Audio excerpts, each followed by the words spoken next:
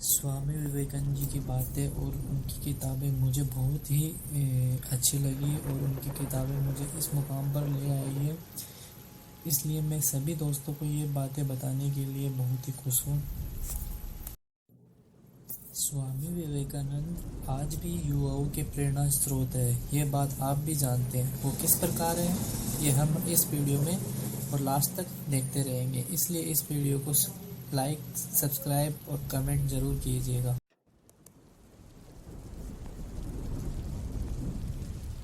दुनिया में हिंदू धर्म और भारत की प्रतिष्ठा स्थापित करने वाले स्वामी विवेकानंद ने एक आध्यात्मिक हस्ती होने के बावजूद युवाओं के दिलों में अमिट छाप छोड़ी। स्वामी विवेकानंद को देश और युवाओं से काफ़ी प्यार था और उन्होंने युवाओं के प्रति प्रेरित करने के लिए काफ़ी कुछ कहा। विवेकानंद का मानना था कि विश्व मंच पर भारत की पुनर्प्रतिष्ठा में युवाओं की बहुत बड़ी भूमिका है। दरअसल स्वामी विवेकानंद में मेगा तरकशीलता, युवाओं के लिए प्रासंगिक उपदेश जैसी कुछ ऐसी बातें हैं कि युवा उनसे प्रेरणा लेते हैं। स्वामी विवेकानंद ने एक बार कहा था कि युवाओं को गीता पढ़ने के बजाय फुटबॉल खेलना चाहिए। विवेकानंद कहते थे कि युवाओं की स्नायु फौलादी होना चाहिए क्योंकि स्वस्थ शरीर में ही स्वस्थ मन निवास करता है। आजकल युवाओं को स्वामी विवेकानंद के सिद्धांत भाते तो ज़रूर है, लेकिन परंतु उनके जीवन में इन सिद्धांतों का कोई खास असर नहीं दिख रहा। मान लो एक बार मोटिवेट हो जाते हो आप, लेकिन दूसरे दिन वैसे के वैसे ही हो जाते हो। इसलिए कोई खास असर दिख नहीं रहा है किसी भी सिद्धांत का। स्वामी विवेकानंद का जन्म कोलकाता में विश्वनाथ दत्ता के कुलीन परिवार में 1863 में हुआ था। कलकत्ता उच्च न्यायालय से अटॉर्नी दत्ता बहुत ही उदार एवं प्रगतिशील व्यक्ति थे। विवेकानंद की मां भुवनेश्वरी देवी धार्मिक विचारों वाली महिला थी। स्वामी विवेकानंद का बचपन का नाम नरेंद्र नाथ और उन पर उनके पिता के तर्कसंगत विचारों तथा मां की धार्मिक प्रवृत्ति का असर था। विवेकानंद पढ़ाई लिखाई में बहुत तेज थे। स्कॉटिश चर्च कॉलेज के प्राचार्य डॉक्टर विलियम हर्स्टी ने उनके बारे में लिखा, मैंने काफ़ी भ्रमण किया है, लेकिन दर्शन शास्त्रों के छात्र में ऐसा मेधावी और संभावनाओं से पूर्ण छात्र कहीं नहीं देखा। यहाँ तक कि जर्मन विश्वविद्यालयों में भी नहीं देखा।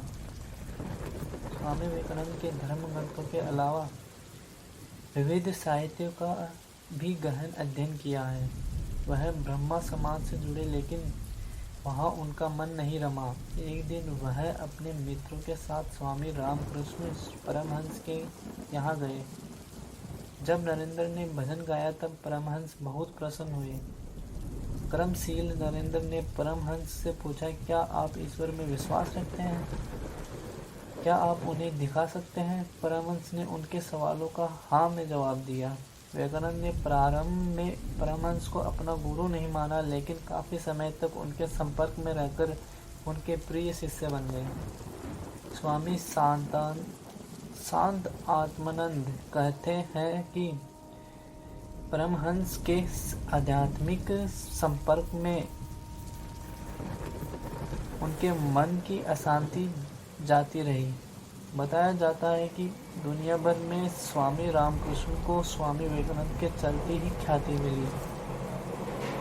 वर्ष 1893 में विश्व धर्म संसद में उनके ओजपूर्ण भाषण से ही विश्व मंच पर न केवल हिंदू धर्म बल्कि भारत की प्रतिष्ठा स्थापित हुई। 11 सितंबर 1893 को इस संसद में जब उन्होंने अपना संबोधन अमेरिका के भाइयों और बहनों से प्रारंभ किया, तब काफ़ी देर तक तालियों की गड़गड़ाहट होती रही है। उनके तर्कपूर्ण भाषण से लोग अभिभूत हो गए। एक घटना विशेष रूप से उल्लेखनीय है। एक दिन एक अंग्रेज मित्र तथा कुमूलर के साथ वे किसी मैदान में टहल रहे थे।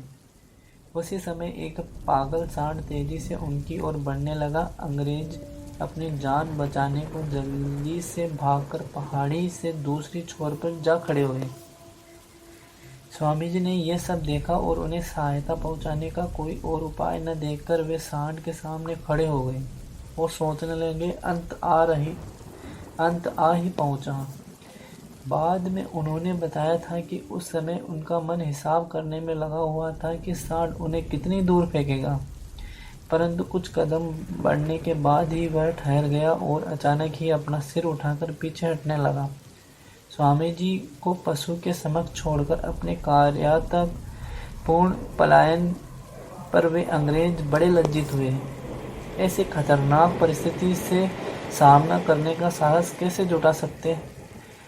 स्वामी जी ने पत्थर के 2 टुकड़े उठाकर उन्हें आपस में टकराते हुए कहा कि खतरे और मृत्यु के समक्ष वे अपने को चमक पत्थर के समान सबल महसूस करते हैं, क्योंकि मैंने ईश्वर के चरण स्पर्श किए हैं।